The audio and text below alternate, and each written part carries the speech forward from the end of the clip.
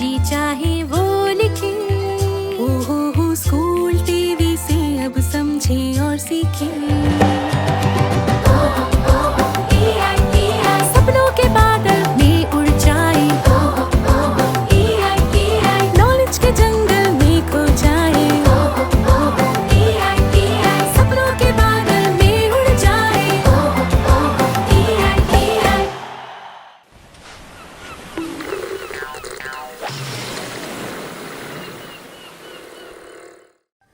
नमस्कार, मैं हूं काव्या सिदानी और मैं एक काउंसलर हूं। कभी सुना है ये शब्द काउंसलर पहले?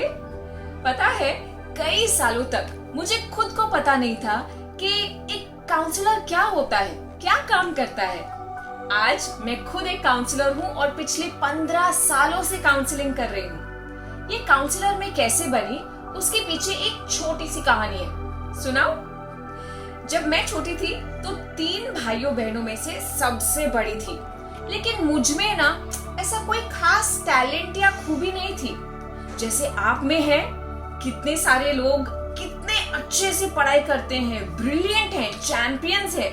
कुछ स्पोर्ट्स में जलवा दिखाते हैं, कुछ जूनियर मास्टर शेफ्स हैं, कुछ पेंटिंग करते हैं, कुछ डांसिंग करते हैं, कुछ सिंगिंग करते हैं। कितनी सारी खूबियां दिखती है ना आप सब में। मुझ में ऐसी कोई खूबी नहीं दिखती थी।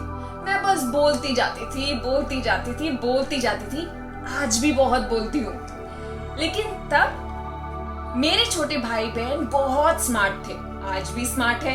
एक पायलट है, एक लॉयर है। तो मेरे पापा मुझसे कहा करते थे, सबका कुछ न कुछ हो जाएगा काव्यल, तुम्हारा क्या होगा, तुम सिर्फ बातें करती हो। और मैंने उन्हें ऐसे ही पूछा था, पापा काश मुझे कभी कोई बातें करने का काम दे दे। और देखिए, मैं बातें कर रही हूं अभी आपके साथ। जैसे ही मैं बड़ी हुई तो नाराज रहती थी, अपसेट रहती थी।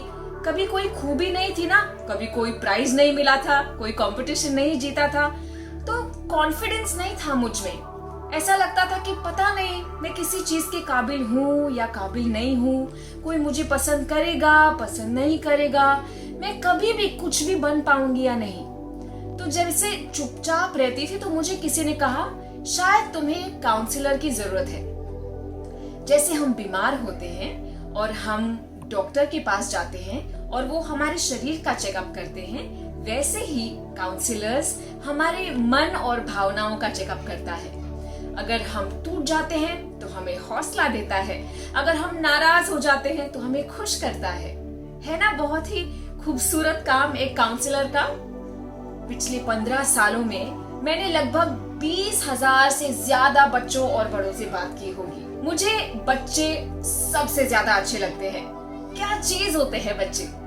जरा सा डांट दो तो नाराज हो जाते हैं, जरा सा प्यार दे दो तो फूलों की तरह खिल जाते हैं, जरा सा हाथ बढ़ा दो तो आसमान छू लेते हैं। इसीलिए मैं आ रही हूँ आपसे मिलने रोज, कुछ ऐसे नुस्खे लेके, कुछ ऐसी ट्रिक्स लेके जो आपको आगे बढ़ने में और बेटर सुपर पावर डेवलप करने में आपकी मदद करेंगी। मैं तैयार हूँ आपसे मिलने के लिए। क्या आप तैयार हैं? I can't wait to see you. नमस्कार। मेरे कई रूप हैं, ये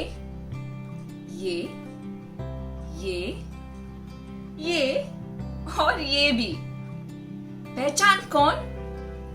अरे काव्यल नहीं बाबा, गुस्सा। ये सब रूप गुस्से के हैं, एंगर, क्रोध। तो आज तो आप समझ ही गए होंगे कि हम किस चीज पे बात करने वाले हैं।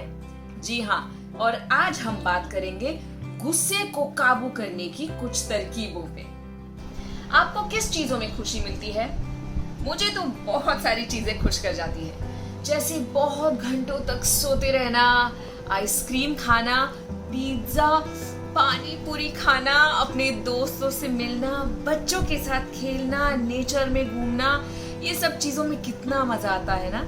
फिर और कुछ ऐसी भी चीजें हैं जो मुझे नाराज कर जाती है, जैसे मम्मी पापा की डांट खाना, टीचर से फटकार मिलना, भाई बहनों से झगड़ा करना और मेरा कुछ काम बिगड़ जाना। और जब हम नाराज होते हैं ना तो एक अजीब सी फीलिंग होती है ना हमारे बॉडी में, कभी कभी पेट में ऐसा गुड़ गुड़ गुड़ गुड़ होता है, या कभी शरीर का टेम्परेचर बढ़ जाता है, कभी कभी ऐसे मसल्स हमारे टाइट हो जाते हैं, या हमारे दांत ऐसे क्लेंच कर देते हैं, हम लोग ऐसे टाइट से उसको बंद कर देते हैं। ये सब एनर्जी है। चाहे हम खुश हो, नाराज हो, गुस्सा हो, हमारे शरीर की एनर्जी अंदर चेंज होती ही जाती है।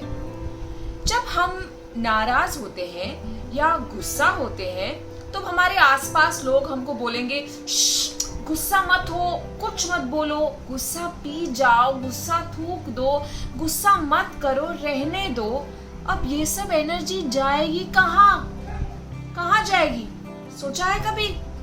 कहीं नहीं जाती। ये पूरी एनर्जी फिर से अंदर घूम घूम के हमारे शरीर में ही घुसती है, और अंदर घुस के फिर ये हमको क्रोध दिलाती है। जैसे प्रेशर कुकर, अंदर अगर हम कुछ भर के रखें और फिर उसकी सीटी खोले तो कैसे प्स करके पूरा बाहर निकलता है, हमारा गुस्सा भी वैसा ही है। गुस्सा एक ऐसी चीज है जो एक नॉर्मल अच्छे भले इंसान को भी राक्षस बना सकता है। इसीलिए गुस्से पे काबू करना तो हमको सीखना ही पड़ेगा। अगर हमने गुस्से पे काबू नहीं किया तो हम बीमार हो सकते हैं, या तो फिर सर दर्द, पेट दर्द, दांत दर्द, कान दर्द, कुछ ना कुछ बीमारी हमारी इन स्टॉक्ड इमोशंस की वजह से हमारे शरीर में जन्म लेती है।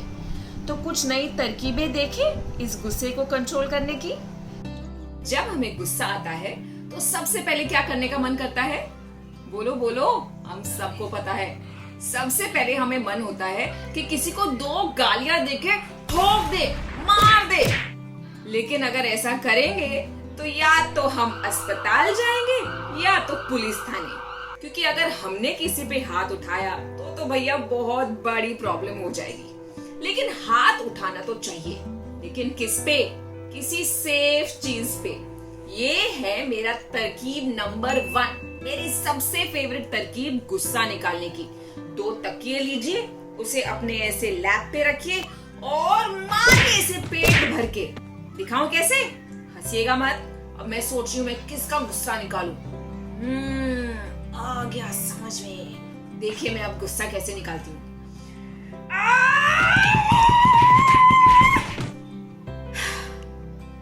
निकल गया गुस्सा। तरकीब नंबर 2, इसे बोलते हैं पुशिंग द वॉल, मतलब एक दीवार ढूंढनी है। और जैसे मैंने बताया कि बहुत सारी एनर्जी हमारे शरीर में घूमती रहती है, स्पेशली गुस्से वाली। ये एनर्जी को हमें दीवार पे निकालना है। कैसे? ये सोचना है कि ये दीवार को मैं धक्का मार के आगे लेके जाने वाली हूँ। पूरी ताकत लगानी है, ही मैन सुपरमैन के जैसे। ये देखिए,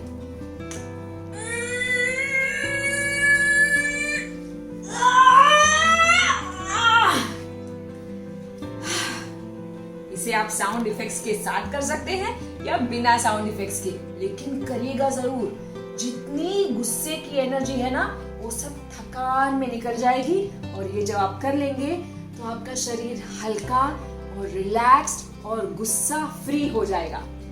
तरकीब नंबर 3 का नाम है ब्लो आउट, मतलब बाहर फूंक देना। सबसे पहले आपको ये सोचना है कि आपको गुस्सा किस पे आया है। सपोज मुझे गुस्सा आया है किसी राजू नाम के लड़के पे, तो राजू के बारे में सोचना है और अपने हाथों में वो पूरा गुस्सा ऐसे कलेक्ट करना है।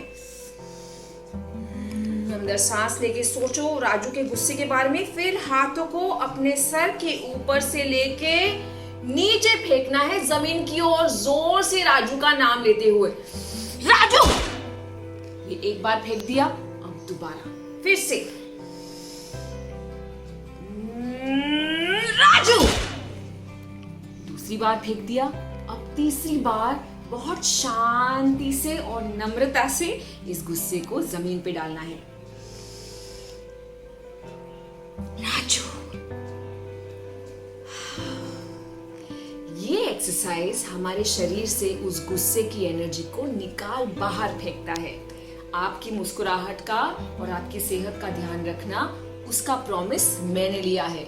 इसलिए आप हंसते रहिए, मुस्कुराते रहिए, गुस्से को बाहर फेंकिए और मैं फिर मिलूंगी आपको कुछ और नुस्खे लेकर आपके शो पे। नमस्कार।